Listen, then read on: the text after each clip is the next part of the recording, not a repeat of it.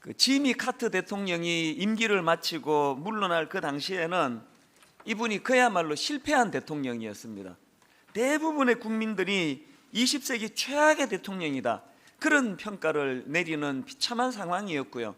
그러다 보니까 지지율이 그 워터게이트 사건으로 불명예에 도중하차했던 리처드 닉슨보다도 못했습니다. 닉슨 대통령의 그 당시 지지율이 24%, 이것도 바닥인데 그 당시로 이 카터 대통령은 13%대였습니다.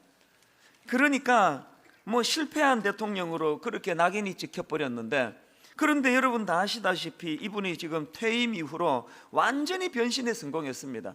시간이 갈수록 얼마나 많은 사람들에게 존경을 받는 그런 원로가 되어 있습니다. 심지어는 2002년도에 세계 평화에 기여했다, 이런 공로로 노벨 평화상 수상을 하는 영광을 누렸습니다. 그래서 이제 많은 사람들이 야, 어떻게 이런 대변신이 가능했나, 저도 때로는 그게 궁금했는데요. 보니까 어느 날 언젠가 이분이 했다는 그 짧은 말 한마디, 그 참 명언 속에 그것이 어떻게 가능했는가를 느낄 수 있는 그런 답을 저는 거기서 찾았습니다. 이런 말을 했습니다. 후회가 꿈을 대신하는 순간 우리는 늙는다. 이게 참 멋진 표현 아닙니까?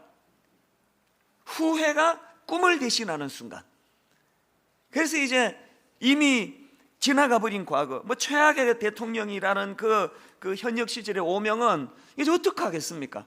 그래서 그걸 생각하고 후회하고 자기 인생을 파괴하는 게 아니라 이분 마음속에 후회가 꿈을 대신해서는 안 된다. 그래서 이제 남은 여생 이분이 꿈으로 무장해서 그렇게 가치 있는 일을 추구하니까 얼마나 아름다운 인생의 후반전을 그렇게 누리고 사시더라는 것입니다.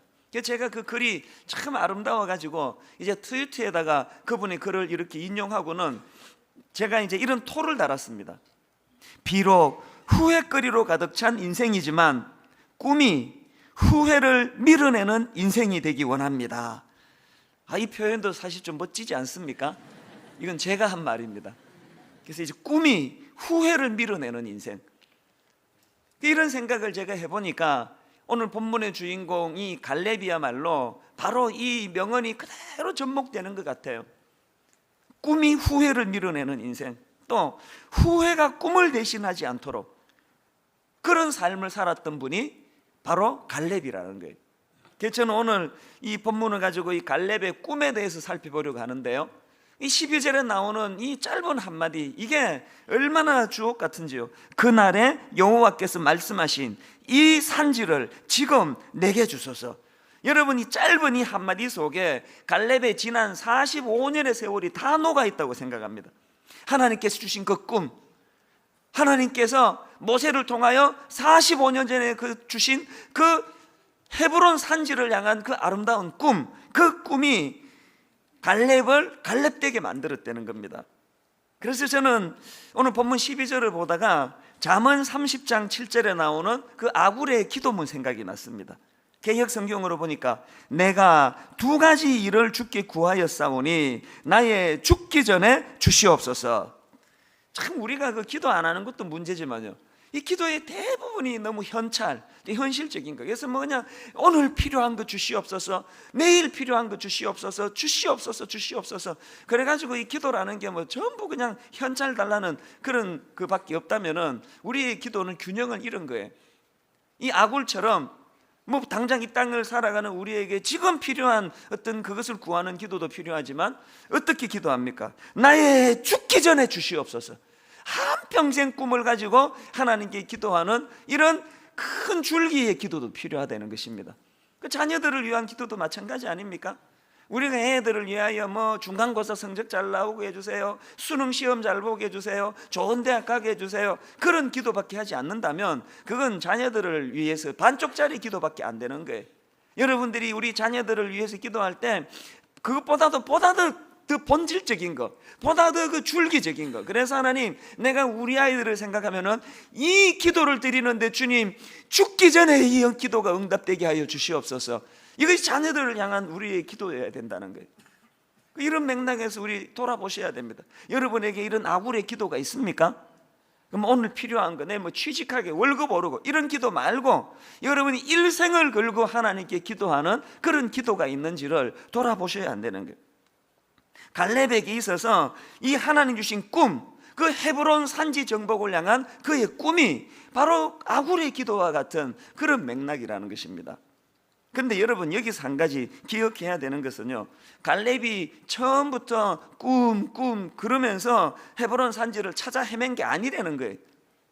그냥 갈렙은 단지 모세가 어느 날 너 12정탐꾼 안에 들어가라, 그래서 헤브론 산지를 살펴보고 와라, 그렇게 시켜서 순종해서 갔을 뿐이에요. 그리고 자기에게 맡겨진 일을 성실히 다했을 뿐이에요. 그랬더니 하나님께서 그렇게 현실에 최선을 다하는 갈렙을 보고 하나님께서 그에게 헤브론 산지라는 그 원대한 꿈을 주신 것 뿐이에요. 우리가 착각하기 쉬운 게 뭐냐면은 자꾸 우리가 뭐 입으로 그냥 뭐 비전, 뭐 꿈 그런다고 해서 그게 하나님 뜻이 아니에요. 이 청년들을 제가 가만히 보면은요, 이 믿음 좋은 청년들 중에 이 허풍쟁이가 좀 많아요. 이 현실에 대해서는 최선도 다 안 하고 맨날 그냥 12시까지 자고 이러면서 교회 와가지고 대학부 성경 공부하자 그러면은 막 그냥 한 7명 모여가지고 온 세계를 들었다 놨다 하는 거 아닙니까? 막 중동을 막 나에게 달라 그러고, 주면 어떡할지 모르겠는데 뭐 그냥 아프리카를 나에게 달라 그러고, 뭐 북한 막 그러면서 왜 이렇게 그냥 밤새 떠들어 놓고는, 그러고는 오늘 참 피곤하다 그러고 집에 가가지고 또 개콘 보고 늦게까지 안 자고, 그러다가 월요일 날 학교 막 늦게 가고, 이러는 태도는 꿈을 가지는 사람이 아니에요. 갈렙은 그러지 않았습니다. 갈렙은 꿈 그러는 게 아니고 자기가 맡겨진 그 일에 그냥 최선을 다했을 뿐이에요. 그랬더니 꿈의 주관자 되시는 하나님이 갈렙에게 예기치 않은 하나님의 방법으로 그렇게 꿈을 주신 것 뿐입니다.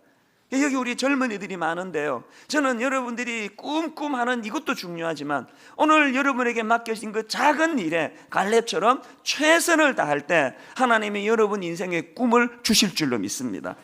그래서 이제 이 꿈을 가지고 갈렙이 예기치 않은 하나님의 선물 같은 그 꿈을 가지고 그 인생이 얼마나 윤택하고 행복했습니까?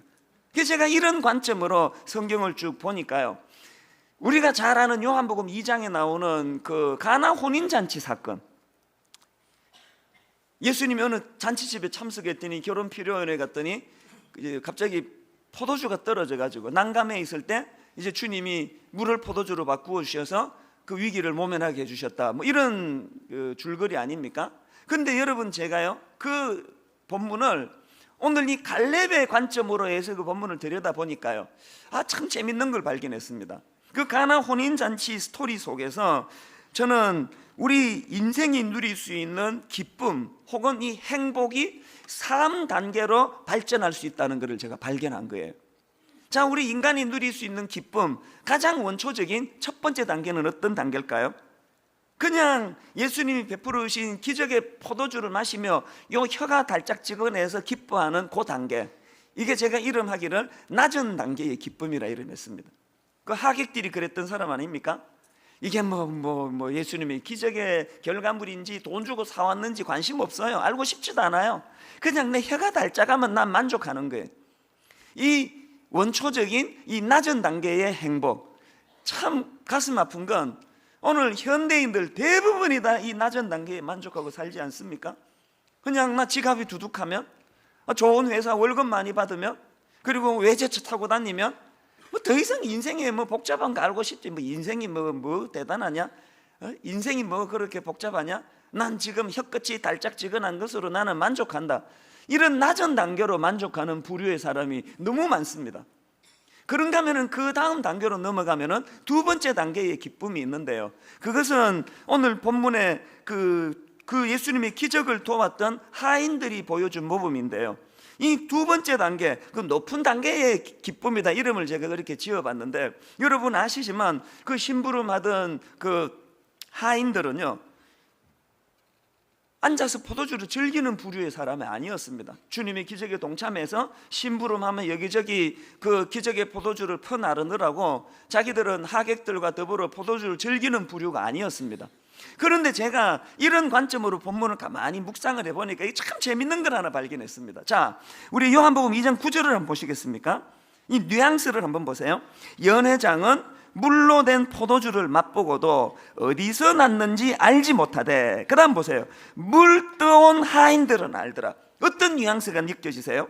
정작 앉아서 포도주를 마시고 즐긴 사람은 하객들인데, 낮은 단계의 기쁨은 그들이 누렸는데, 이 뉘앙스를 보니까 충만한 기쁨은 심부름한 하인들이 더 많이 누리는 것처럼 그런 뉘앙스가 느껴지더라는 것입니다. 그래서 우리는요, 이 세치 혀를 만족시켜주는 이런 어떤 원초적인 낮은 단계의 기쁨을 추구하는 인생이 아닙니다. 제가 올해 초에 그 다큐멘터리를 하나 봤는데, 그 리더의 조건이라는 제목입니다.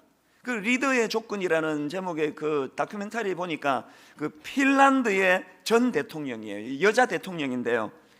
타르야 할로넨이라는 이 여성 정치가에 대한 내용이 나오는데, 와, 이분이 또 대단해요. 그 재선을 포함해 가지고 12년을 집권했습니다. 그런데 12년 동안 나라를 다스렸으니 백성 국민들 입장에서 좀 이제 식상할 때도 된 것 같은데요. 이분이 퇴임할 당시로 그 국민들의 지지율이 80%였다는 겁니다. 그리고 인터뷰를 하는데 이제 그분에 대해서 회고하는, 인터뷰하는 그 핀란드 국민들 그 표정 같은 걸 보니까 너무 행복해요. 그리고 지금도 여전히 그 전임 대통령에 대해 긍지가 막 느껴지더라고요. 그래서 제가 그걸 보면서, 야, 그 지도자라는 게 별게 아니구나. 지도자는 그 국민들을 행복하게 해주는 거, 이게 지도자의 책임인 거구나. 그리고 제가 생각을 해보니까요, 나도 이제 교회를 다니는 목사 입장에서 내가 여기 목회함으로 성도들이 행복하면 좋겠다, 그런 생각을 하다가 조금 더 구체적으로 제가 무슨 결심을 했냐면은, 이제 2013년도에는 분당 우리 교회 교역자들을 행복하게 해주는 지도자가 돼야 되겠다. 내가 교역자들을 행복하게 해주면 행복해진 교역자들은 또 자기가 목양하는 성도님들을 행복하게 해주려고 안간힘을 쓰지 않겠냐고요. 막 기도가 나오더라고요.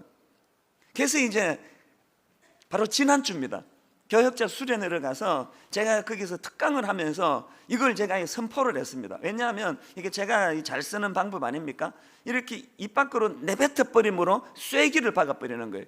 그래서 내가 원래 당신들을 행복하게 해주고자 하는 그런 목표를 가졌다. 그래서 제가 이렇게 선포한 이유는, 그래야 이제 우리 교역자들이 저 마주칠 때마다 행복하게 해주신다며, 그러면서 이렇게 저를 푸시할 것 같아가지고 제가 이제 그렇게 선포를 했습니다. 그런데 여러분, 그리고요, 거기에 한마디를 더 덧붙였습니다. 저도 노력을 하겠지만 여러분들 모두가 다 내가 애쓰는 이 행복을 누리기 위해서는 한 가지 해야 될 게 있습니다. 그게 뭐냐 하니까, 이 낮은 단계의 행복을 추구하는 게 아니라 높은 단계의 그 물뜨온 하인만 하는 기쁨, 이것을 추구하는 그런 목회자가 돼야 됩니다. 그 이야기를 했습니다. 이게 무슨 얘기인가 하면은요, 제가 이제 우리 교역자들에게 내가 원래 당신을 행복하게 해드리겠습니다 그러는데, 어떤 목사님이 저한테 와가지고, 그거요 간단합니다. 월급 2배로 올려주시고 일 반으로 줄여주세요. 그러면 나 행복합니다. 이렇게 이야기를 한다면은 제가 그걸 도와줄 수가 없어요. 왜? 우리 목회자들은 성도님들을 섬기기 위하여 부름받은 종이기 때문에 그것은 행복이 아니라 그건 타락 아닙니까? 그런데 그것만이 기쁨이라고 생각하는 교역자가 있다면 절대로 저는 그를 행복하게 해줄 수가 없는 거예요. 그래서 저도 노력을 할 테니까 우리 모든 교역자들이 2013년도에는 이 낮은 단계의 기쁨을 우리가 내려놓고 물뜨온 하인만 하는 높은 단계의 기쁨을 우리가 추구하려고 노력하는 한 해가 되자, 그렇게 제가 권면을 했습니다. 사실 제가 그 경험해 보니까요, 인간은요 이 낮은 단계의 행복을 추구하면은요 높은 단계의 행복은 찾아오질 않더라고요. 무슨 말씀인가 하면은, 제가 그냥 막 돈 좋아하고 월급 올려달라고 막 당회에서 떼를 쓰고, 그리고 그냥 사람들이 설교 잘한다는 말 들을 때만 너무 기쁘고, 그냥 막 이런 어떤 낮은 단계만 추구하면은요 높은 단계의 행복이 안 와요. 이게 자동차에 무슨 그 배기 밸브, 흡입 밸브 한쪽이 닫히면 한쪽이 열리는 것 같은 원리 같아요. 그래서 어떻게 해야 됩니까? 우리는 높은 단계의 행복을 추구하기 위해서 자꾸 우리 본능을 죽여야 돼요. 사람들이 그냥 박수 칠 때만 기분 좋아하는 이 본능을 억눌러야 돼요. 월급 더 많이 받고 싶어하는 이 마음을 자꾸 억눌러야 돼요. 더 비싼 자동차를 타고 싶어하는 이 본능과 싸워야 돼요. 이 낮은 단계의 본능을 내가 싸워 이기면 높은 단계의 행복이 열리기 시작한다는 것입니다. 이게 두 번째 단계의 행복이에요. 그런가 하면은 마지막 최종적으로 이 세 번째 단계의 행복은 뭐냐? 그게 뭐냐 보니까요, 이 어려운 현실을 주님 주시는 꿈으로 극복해낼 수 있는 능력을 가진 단계, 이게 뭘 의미하는가를 제가 설명을 해드릴게요. 자, 오늘 본문 요한복음 2장 11절에 보니까 이 요한복음을 기록했던 예수님의 제자 요한이 이 사건에 어떤 의미를 부여하는가 보니까 11절을 보세요. 예수께서 이 첫 표적을 갈릴리 가나에서 행하여 그의 영광을 나타내심에 제자들이 그를 믿으니라. 자, 여기 나오는 이 표적을 원어로 보니까 헬라어로 세메이온이라는 단어예요. 이 세메이온이라는 단어는요, 예고라는 뜻을 가진 세마라는 단어에서 유래된 단어예요. 그러니까 지금 이 요한이 물로 포도주를 만드는 그 사건을 어떻게 이거를 해석하는가 하니까, 이게 우연히 예수님이 우연히 잔치집 갔다가 포도주 떨어져 주인이 당황하니까 그 사람을 위해서 기적을 베푼 게 아니고, 이게 예고, 주님이 장차 십자가를 지심으로 말미암아 그분이 하시게 될 일을 축소해 놓은, 예고해 놓은 예고편이라는 거예요. 그리고 제가 오늘 본문 요한복음 2장 6절을 보니까요, 이런 말씀이 나와요. 거기에 유대인의 정결 예식을 따라 두세 통 드는 돌 항아리 6이 놓였는지라. 자, 여러분, 여기 나와 있는 돌 항아리 6은 쉽게 말하면요, 그게 이게 종교적으로 또 그 지역적으로 먼지가 많고 또 건조한 지역이니까 손님을 청하면 문 입구에다가 이제 이 항아리를 둬가지고 손쉽게 만드는 거예요. 그러니까 그 지금 6 돌 항아리는요, 그게 뭐 물을 퍼서 씻었는지 담그고 씻었는지 모르지만 이게 손 씻은 구정물이거나 적어도 최소한 이제는 용도 폐기될 물이에요. 더 이상 쓰임받을 수 없는 물이에요. 그런데 예수님께서 7절 8절에 보니까 그 물을 사용하세요. 예수께서 그들에게 이르시되 항아리에 물을 채우라 하신즉 아기까지 채우니 이제는 떠서 연회장에게 갖다 주라 하시며 갖다 주었더라. 이 기가 막히지. 이 사람 그 남이 마실 그 포도주를 만드시면서 구정물을 사용하셨어요. 손 씻을 물. 그런데 요한이 이 문제를 해석하기를 어떻게 해석합니까? 이 사건은 예수님이 십자가를 통해 당신이 하실 일을 예고한 사건이다. 다시 말해, 구정물 같은 인생, 용도 폐기돼 마땅한 인생, 실패한 인생, 버림받을 수밖에 없는 인생, 그런 초라한 인생을 향내나는 포도주 같은 인생으로 바꾸어 주시러 오신 주님의 사역을 예고적으로 보여준 사건이라는 거예요. 이게 놀라운 통찰력 아닙니까? 아니, 세상에 그 무식한 요한이 어떻게 이런 놀라운 통찰력을 갖게 됐을까요? 이게 어떻게 가능하다고요?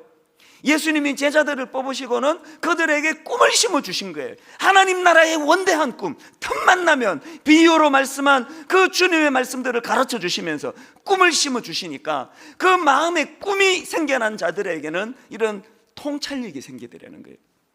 사실 여러분, 이 요한이 요한복음을 기록할 그 당시는 뭐 학자들마다 의견이 분분하지만 보통 AD 80년에서 90년 사이에 쓰여졌다고 추측하는데요, 그 요한복음을 왜 기록했냐 하니까 그 당시에 엄청난 핍박이 있었습니다.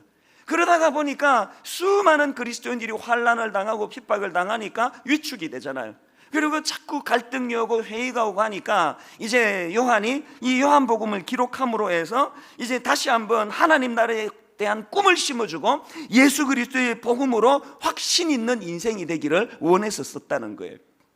그래서 제가 이 말씀을 가만히 묵상을 하면서 이 세 번째, 이 요한의 단계, 세 번째 기쁨이 뭐예요? 현실은 내가 너무나 비참해요. 현실은 내가 구정물 같은 인생 같아요. 손에 잡히는 게 아무도 없어요. 아무도 나를 찾는 사람이 없습니다. 이거는 갖다 버려도 하나도 이상하지 않을 초라한 실패한 자리에 빠져 있으면서도 뭘 발견해내는? 내 인생 이대로 끝나지 않는다. 나는 향기 나는 포도주 같은 인생으로 바뀌어질 것이다. 주님의 십자가로 나는 변화되었다. 그래서 그 쓰레기통 더미를 뒤집어 쓰고도 절대로 기쁨을 빼앗기지 않는, 그래서 그 안에서 행복을 누릴 수 있는 꿈을 가진 인생, 이게 세 번째 단계의 기쁨이라는 거예요.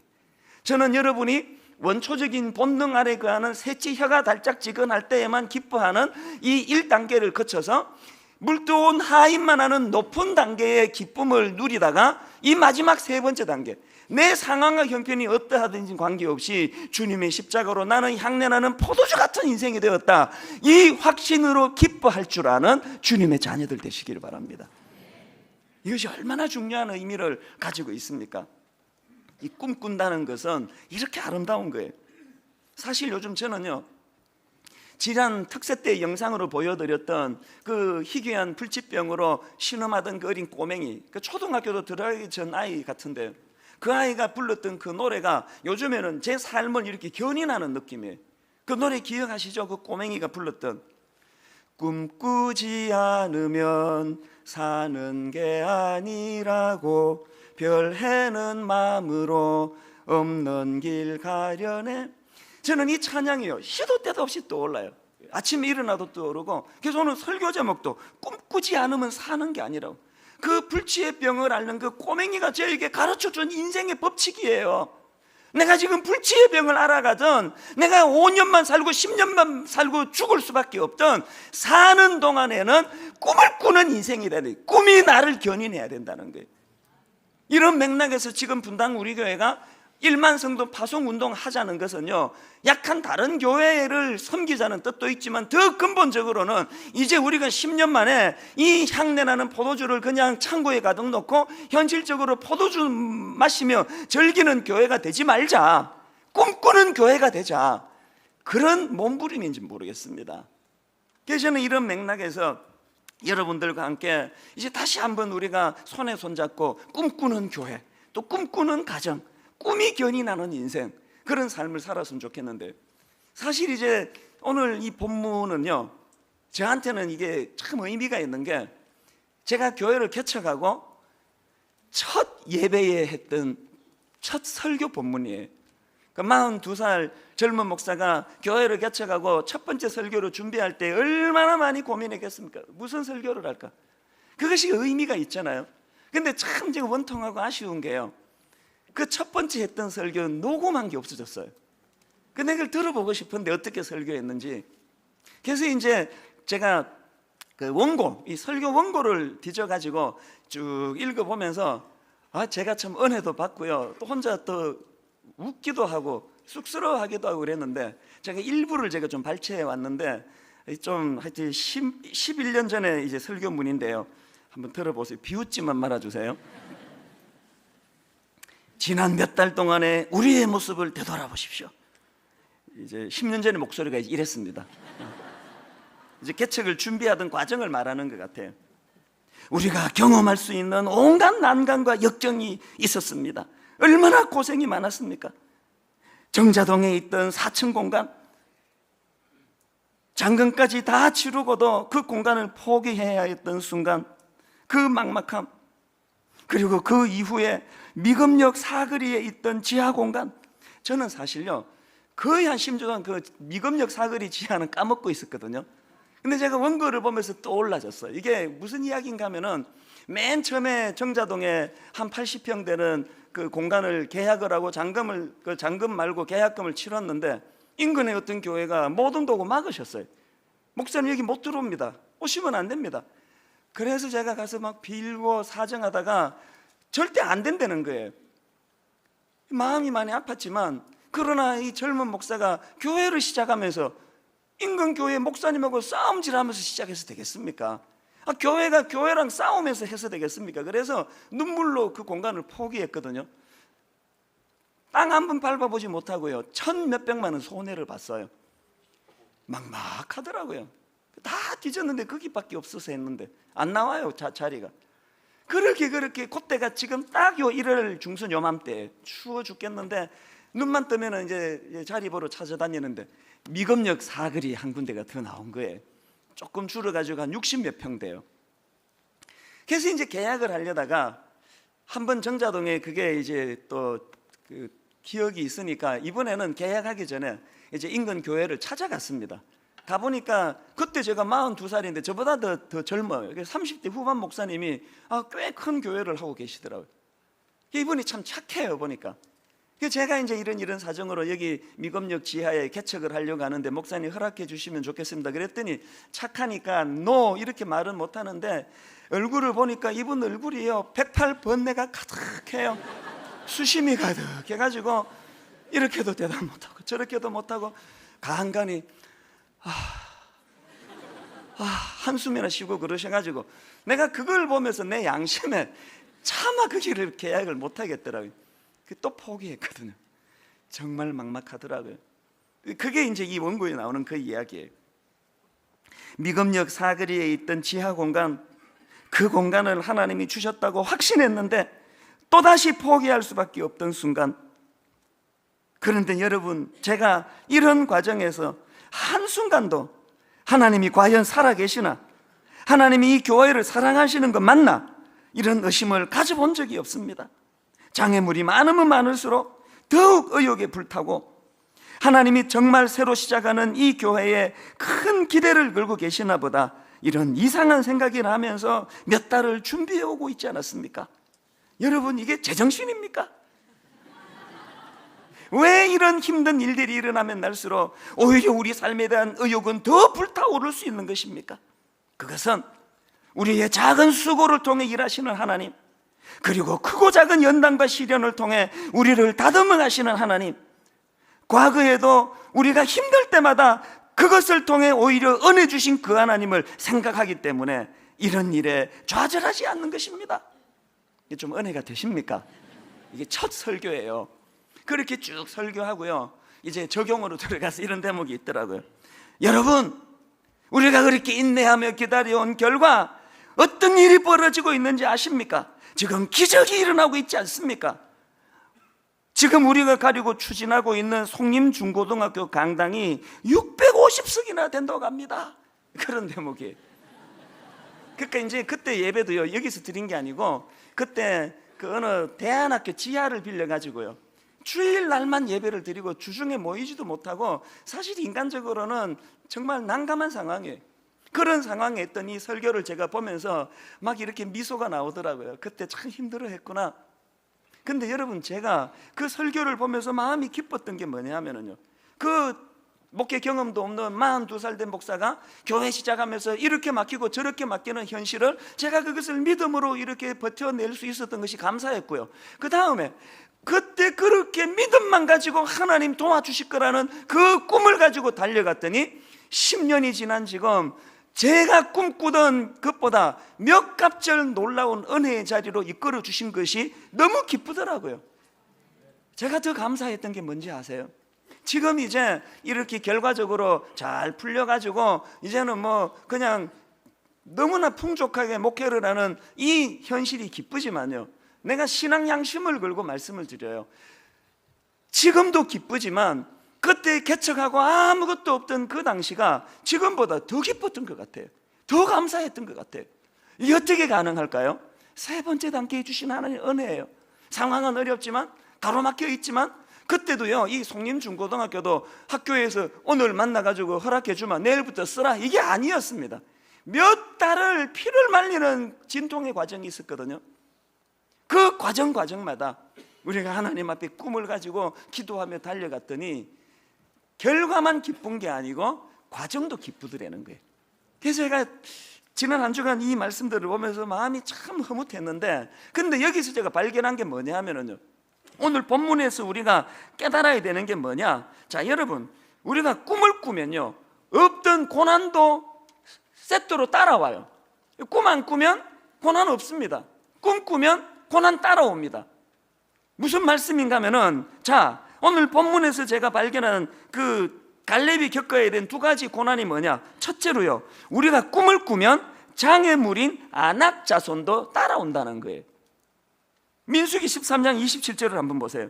모세에게 말하여 이르되 당신이 우리를 보낸 땅에 간즉 과연 그 땅에 젖과 꿀이 흐르는데 이것은 그 땅의 과일이니다. 여러분, 꿈꾸던 그 헤브론 산지가 이렇게 하고 끝나면 얼마나 좋겠습니까? 그런데 여러분, 헤브론 산지는 이렇게 하고 끝나는 게 아니고 28절이 세트로 따라와요. 28절 보세요.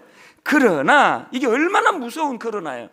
그러나 그 땅 그 주민은 강하고 성읍은 견고하고 심히 클 뿐 아니라 거기서 아낙 자손을 보았으며, 여기 나오는 아낙 자손은 키가 2m가 넘는 거인들이에요.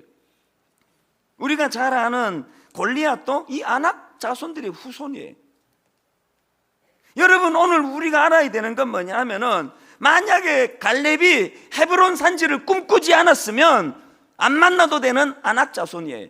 갈렙이 꿈을 꾸었기 때문에 맞닥뜨려진 장애물 아닙니까? 그래서 여러분, 백가지불이 없는 꿈은 가짜인 거예요. 우리는 27절 만에 그 황홀한 헤브론 산지만 꿈꾸고 28절에 아낙 자손은 피하고 싶어 하기 때문에 꿈이 응답이 되지 않는다는 거예요.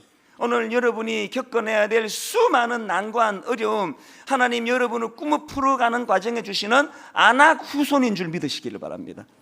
그런가 하면 두 번째로, 꿈은 오랜 기다림이라고 하는 고통을 동반한다는 것입니다. 여호수아 14장 9절, 내가 내 하나님 여호와께 충성하였은즉 내 발로 밟는 땅은 영원히 너와 내 자손의 기업이 되리라. 여러분, 지금 하나님이 이 약속을 주신 게 45년 전이에요.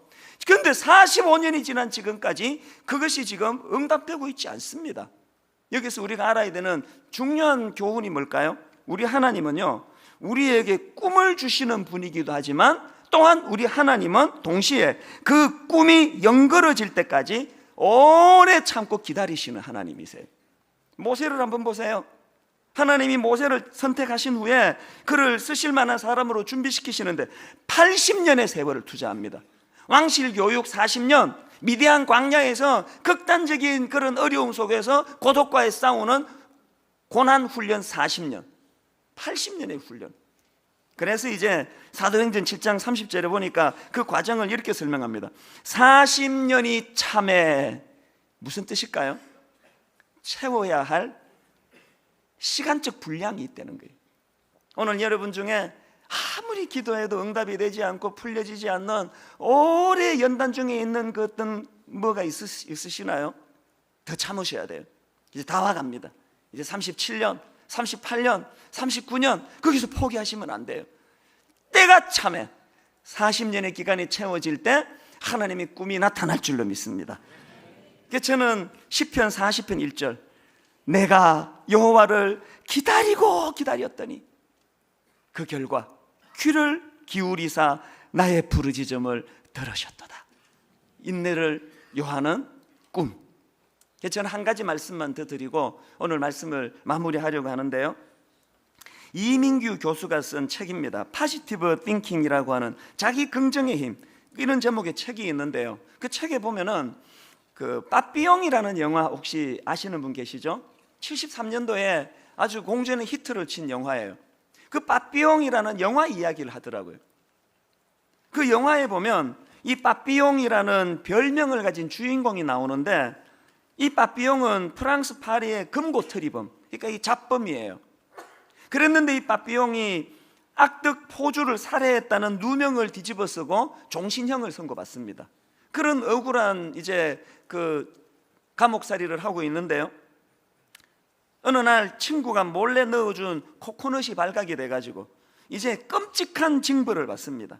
식사 양이 반으로 줄고요, 그리고 한낮에도 빛을 볼 수 없는 그런 어두운 방으로, 징벌방으로 6개월이나 거하게 됩니다. 그런 절망적인 상황에서 어느 날 이 빠삐용이 꿈을 꿔요. 이 꿈에 이제 소위 말하는 그 뭐라고 말을 해야 될까요? 그 저승사자라 그럴까요? 이제 꿈이니까 그런 저승의 심판자가 이제 이 빠삐용을 이제 심판하는 거예요. 빠삐용이 이렇게 항변합니다. 전 결백합니다. 전 그를 죽이지 않았습니다. 증거도 없이 누명을 뒤집어 씌운 거예요. 그랬더니 저승의 심판자가 이렇게 이야기합니다. 그건 사실이다. 넌 그의 죽음과 상관없다는 걸 나도 알고 있다.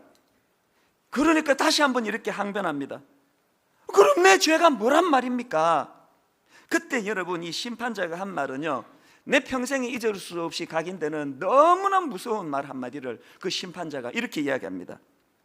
내 죄는 인간이 저지를 수 있는 최악의 죄이지, 바로 인생을 허비한 죄. 그 죄로 너를 고발한다. 그랬더니 빠삐용이 그 선고 앞에 절규합니다. 그렇다면 유죄요. 유죄, 유죄, 유죄, 유죄. 그렇게 꿈을 꾸고 바비옹이 인생의 의미를 깨닫고 이렇게 허망하게 죽을 수 없다. 그래서 몇 차례 실패하지만 계속 탈옥을 시도해서 결국은 탈옥하고 새로운 인생을 누리게 되었다. 이런 요지의 그 영화인데요, 중요한 건 이게 실화예요. 오늘 하나님께서 여러분들에게 이 메시지를 던져주시기를 바랍니다. 저는 그 영화를 그 책을 통해 떠올려 보는데요, 23살 시카고에서의 저의 아픈 눈물이 떠오르더라고요.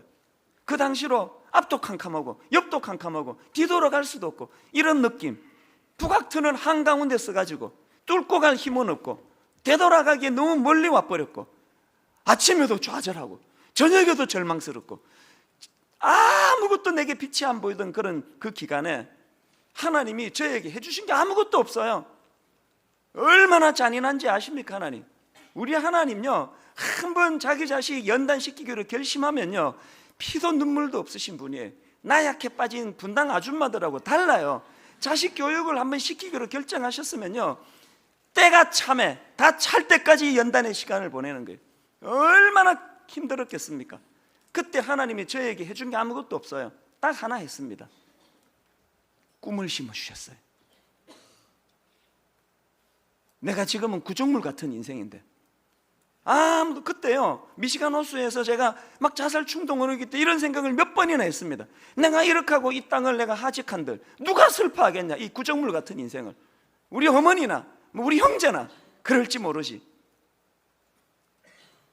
여러분, 그렇게 하나님이 주신 그 꿈 때문에 제가 지금은 비록 구정물 같은 인생이지만 장차 모든 사람들이 필요로 하는 향내나는 포도주 같은 인생이 될 것이다. 30년 만에 그 꿈이 이루어졌어요. 저는 지금 제가 구정물이라 생각하지 않습니다. 비록 부족하지만 오늘도 어려움을 당하는 우리 성도님들에게 주의 말씀으로 희망을 전하는 향내 같은 포도주 같은 인생으로 살아가고 있다고 저는 확신합니다. 이분이 우리 하나님이세요. 오늘 여기 어떤 분들은 30년 전 제가 겪었던 그 터널을 지나고 계시는 분이 계세요. 참으셔야 돼요. 이겨내야 돼요. 무엇을 가지고? 하나님 주신 꿈을 가지고. 오늘 저는 결론을 맺으면서 우리 옛날 어른들이 부르던 그 찬양 중에 이 찬양이요, 주여 지난밤 내 꿈에 배었으니 그 꿈 이루어 주옵소서. 2절에 보니까 마음 괴롭고 아파서 낙심될 때 내게 뭘 주셨다고? 소망을 주셨으며. 여러분, 이 찬양을 부르실 때 오늘 우리 안에 저급한 1단계의 행복을 누리는 인생이 아니라 2단계, 3단계를 거쳐 현실은 쓰레기통에 있는 것 같은 낙심된 상황이지만 그곳에서 향내나는 포도주를 꿈꾸는 그런 인생으로 기쁨을 누리는 복된 저와 여러분 되시기를 바랍니다. 우리 같이 한번 불러보시겠습니다. 주여 지난밤 내 꿈에 배었으니, 주여 지난밤 내 꿈에 배었으니 그 꿈 이루어 주옵소서. 밤과 아침에 계시로 보여주사 뭘 구합니까? 항상 은혜를 주옵소서. 나의 놀라운 꿈 정녕 나 믿기는 장차 큰 은혜 받을 편이 나의 놀라운 꿈 정녕 이루어져 주님 얼굴을 배우리라.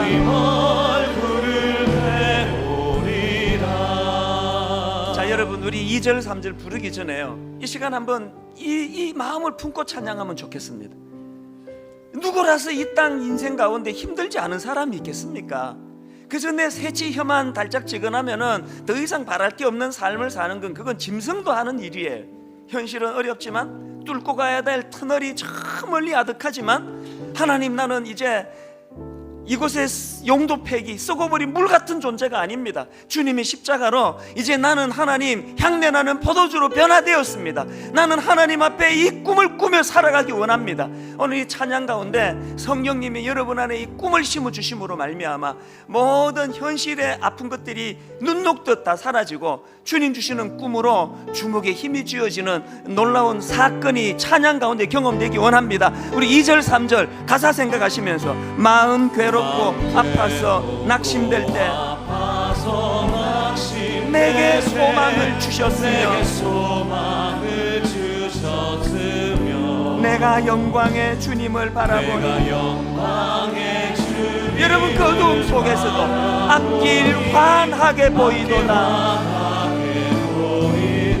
우리에게 있는 꿈입니다. 나의 놀라운 꿈 정녕 나 믿기는 장차 큰 은혜 받을 편이 선포하십시오. 나의 놀라운 꿈 정녕 이루어져 주님 얼굴을 배우리라. 세상 풍조는 나날이 변하여도 나는 내 믿음 지키리니. 허무한 인생 아닙니까? 인생 살다가 죽음이 꿈 같으나 그러나 하나님 주신 꿈 오직 내 꿈은 참되리라. 이 확신 가지고 나의 놀라운 꿈 정녕 나 믿기는 장차 큰 은혜 받을 편이 나의 놀라운 꿈 정녕 이루어져 주님 얼굴을 배우리라.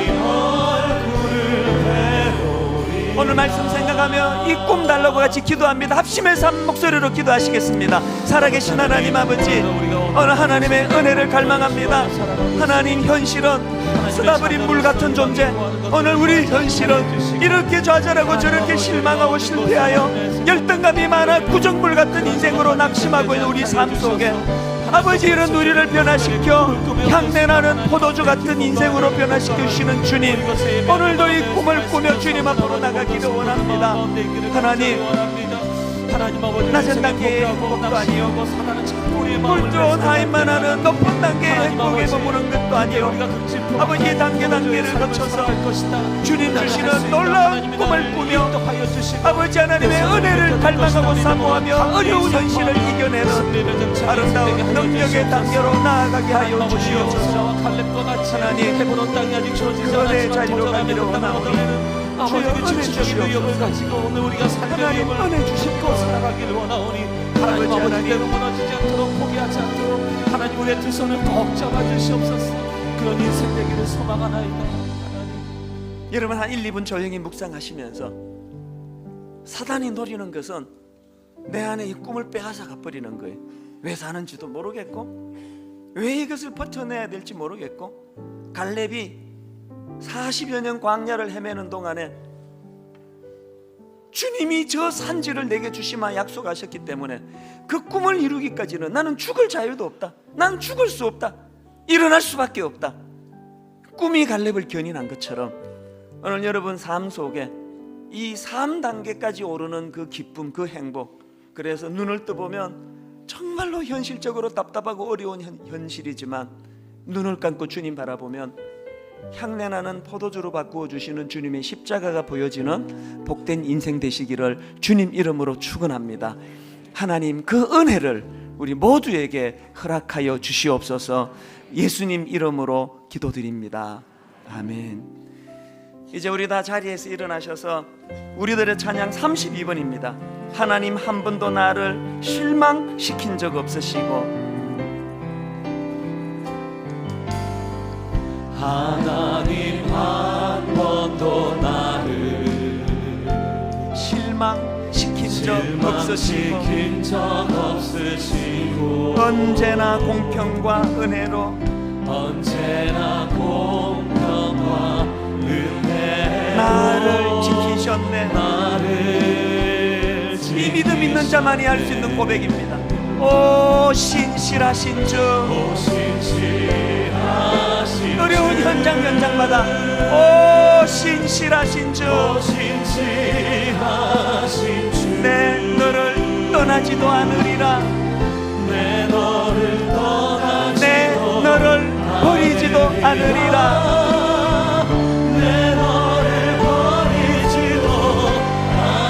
약속하셨던 주님, 그 약속을 지키사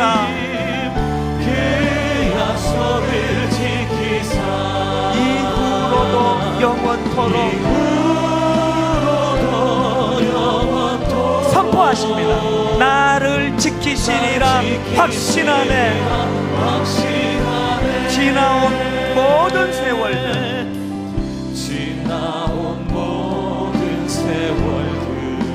돌아보아도 여러분 이렇게 고백하실 수 있습니까? 그 어느 것 하나 주의 손길, 안 미친 것 전혀 없네. 그래서 이렇게 고백할 수 있는 겁니다. 오 신실하신 주, 오 신실하신 주, 우리 주님 갈렙에게 주신 그 약속, 내 너를 떠나지도 않으리라. 우리 주님 우리에게 주시는 그 약속, 내 너를 버리지도 않으리라. 약속하셨던 주님, 위기 때마다 그 약속을 지키사 이후로도 영원토록 나를 지키시리라 확신하네. 우리 마음을 담고 다시 한번 선포하십시오. 오 신실하신 주, 다시 한번 선포하십시오. 오 신실하신 주, 이 하나님의 음성이 들려줘야 됩니다. 내 너를 떠나지도 않으리라. 내 너를 버리지도 않으리라. 약속하셨던 주님, 그 약속을 지키사